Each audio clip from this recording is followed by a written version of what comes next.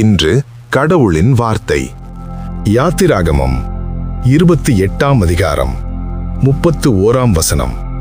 ஏபோத்தின் கீழ் அங்கியை முழுவதும் இளநீல நூலால் உண்டாக்க கடவாய். 32ஆம் வசனம். தலை நுழைகிற அதன் துவாரம் அதன் நடுவே இருக்கவும், அதன் துவாரத்துக்கு நெய்யப்பட்ட வேலையான ஒரு நாடா சுற்றிலும் இருக்கவும் வேண்டும். அது கிழியாதபடிக்கு மார்க்கவசத்தின் துவாரத்துக்கு ஒத்ததாக இருக்க வேண்டும். 33ஆம் வசனம். அதன் கீழோரங்களில் இளநீல நூல், இர்த்தாம்பர நூல், சிவப்பு நூல் வேலையால் செய்யப்பட்ட மாதளை பழங்களையும் அவைகளுக்கு இடையிடையே சுற்றிலும் பொன்மணிகளையும் அதன் ஓரங்களில் சுற்றிலும் தொங்கும்படி பண்ணி வைக்க வேண்டும். 34ஆம் வசனம்.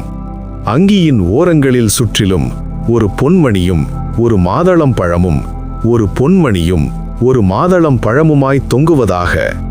35ஆம் வசனம். ஆரோன் ஆராதனை செய்ய கர்த்தருடைய சந்நிதியில் பரிசுத்த ஸ்தலத்துக்குள் பிரவேசிக்கும் போதும் வெளியே வரும்போதும் அவன் சாகாதபடிக்கு அதன் சத்தம் கேட்கப்படும்படிக்கு அதை தரித்து கொள்ள வேண்டும். 36ஆம் வசனம். பசும் பொன்னினால் ஒரு பட்டயத்தை பண்ணி கர்த்தருக்கு பரிசுத்தம் என்று அதிலே முத்திரை வெட்டாக வெட்டி. 37ஆம் வசனம். அது பாகையில் இருக்கும்படிக்கு அதை இளநீல நாடாவினால் பாகையின் முகப்பிலே கட்டுவாயாக. 38ஆம் வசனம்.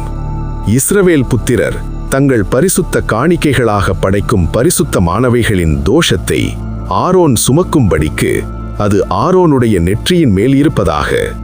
கர்த்தருடைய சந்நிதியில் அவர்கள் அங்கீகரிக்கப்படும்படிக்கு அது எப்பொழுதும் அவன் நெற்றியின் மேல் இருக்க வேண்டும். 39ஆம் வசனம். மெல்லிய பஞ்சு நூலால் விசித்திரமான உள்சட்டையையும் மெல்லிய பஞ்சு நூலால் பாகையையும் உண்டாக்கி இடைக்கச்சையை சித்திர தையல் வேலையாக பண்ணுவாயாக. 40ஆம் வசனம். ஆரோனுடைய குமாரருக்கும் மகிமையும் அலங்காரமுமாயிருக்கும் பொருட்டு அங்கிகளையும் இடைக்கச்சைகளையும் குல்லாக்குகளையும் உண்டு பண்ணுவாயாக. 41ஆம் வசனம். உன் சகோதரனாகிய ஆரோனும் அவனோடே கூட அவன் குமாரரும் எனக்கு ஆசாரிய ஊழியம் செய்யும்படிக்கு நீ அந்த வஸ்திரங்களை அவர்களுக்கு உடுத்தி அவர்களை அபிஷேகம் செய்து அவர்களை பிரதிஷ்டை பண்ணி அவர்களை பரிசுத்தப்படுத்துவாயாக. 42ஆம் வசனம். அவர்களுடைய நிர்வாணத்தை மூடும்படிக்கு இடுப்பு தொடங்கி முழங்கால் மட்டும் உடுத்த சணல் நூல் சல்லடங்களையும் உண்டு பண்ணுவாயாக. 43ஆம் வசனம்.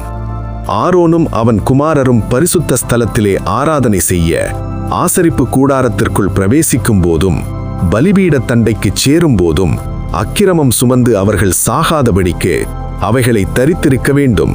இது அவனுக்கும் அவனுக்கு பின்வரும் சந்ததிக்கும் நித்திய கட்டளை. 29ஆம் அதிகாரம் 1 முதல் 14 வசனங்கள் வரை. முதல் வசனம். அவர்கள் எனக்கு ஆசாரிய ஊழியம் செய்யும்படி அவர்களை பரிசுத்தப்படுத்தும் பொருட்டு நீ அவர்களுக்கு செய்ய வேண்டியதாவது ஒரு காளையையும் பழுதற்ற 2 ஆட்டுக்கடாக்களையும் தெரிந்து கொள்வாயாக. 2ஆம் வசனம். புளிப்பில்லா அப்பத்தையும் எண்ணெயிலே பிசைந்த புளிப்பில்லா அதிரசங்களையும் எண்ணெய் பூசப்பட்ட புளிப்பில்லா அடைகளையும் கோதுமையின் மெல்லிய மாவினால் பண்ணி. 3ஆம் வசனம். அவைகளை ஒரு கூடையிலே வைத்து கூடையோடே அவைகளையும் காளையையும் 2 ஆட்டுக்கடாக்களையும் கொண்டு வந்து. 4ஆம் வசனம். ஆரோனையும் அவன் குமாரரையும் ஆசரிப்பு கூடாரத்தின் வாசல் முன்பாக சேர பண்ணி அவர்களை தண்ணீரினால் கழுவி. 5ஆம் வசனம். அந்த வஸ்திரங்களை எடுத்து ஆரோனுக்கு உள்சட்டையையும் ஏபோத்தின் கீழ் அங்கியையும் ஏபோத்தையும் மார்பதக்கத்தையும் தரித்து ஏபோத்தின் விசித்திரமான கச்சையையும் அவனுக்கு கட்டி. 6ஆம் வசனம். அவன் தலையிலே பாகையையும் வைத்து பரிசுத்த கிரீடத்தை பாகையன் மேல் தரித்து. 7ஆம் வசனம். அபிஷேக தைலத்தையும் எடுத்து அவன் தலையின் மேல் வார்த்து அவனை அபிஷேகம் செய்வாயாக. 8ஆம் வசனம். பின்பு அவன் குமாரரை சேர பண்ணி ஆசாரிய ஊழியம் அவர்களுக்கு நித்திய கட்டளையாக இருக்கும்படி அவர்களுக்கும் அங்கிகளை உடுத்துவாயாக. 9ஆம் வசனம். ஆரோனுக்கும் அவன் குமாரருக்கும் இடைக்கச்சைகளை கட்டி அவன் குமாரருக்கு குல்லாக்களையும் தரித்து, இப்படியே ஆரோனையும் அவன் குமாரரையும் பிரதிஷ்டை பண்ணுவாயாக. 10ஆம் வசனம். காளையை ஆசரிப்பு கூடாரத்துக்கு முன்பாக கொண்டு வருவாயாக. அப்பொழுது ஆரோனும் அவன் குமாரரும் தங்கள் கைகளை காளையினுடைய தலையின் மேல் வைக்க கடவர்கள். 11ஆம் வசனம். பின்பு நீ அந்த காளையை ஆசரிப்பு கூடாரத்து வாசலண்டையிலே கர்த்தருடைய சந்நிதானத்தில் அடித்து, 12ஆம் வசனம். அதன் இரத்தத்தில் கொஞ்சம் எடுத்து உன் விரலினால் பலிபீடத்தின் கொம்புகள் மேலிட்டு மற்ற இரத்தம் முழுவதையும் பலிபீடத்தின் அடியிலே ஊற்றி, 13ஆம் வசனம். குடல்களை மூடிய கொழுப்பு யாவையும் கல்லீரலின் மேலுள்ள சவ்வையும் 2 குண்டிக்காய்களையும் அவைகளின் மேலுள்ள கொழுப்பையும் எடுத்து பலிபீடத்தின் மேல் தகித்து போட்டு, 14ஆம் வசனம். காளையின் மாம்சத்தையும் அதின் தோலையும் அதின் சாணியையும் பாளையத்துக்கு புறம்பே அக்கினியால் சுட்டெரிக்க கடவாய். இது பாவ நிவாரண பலி.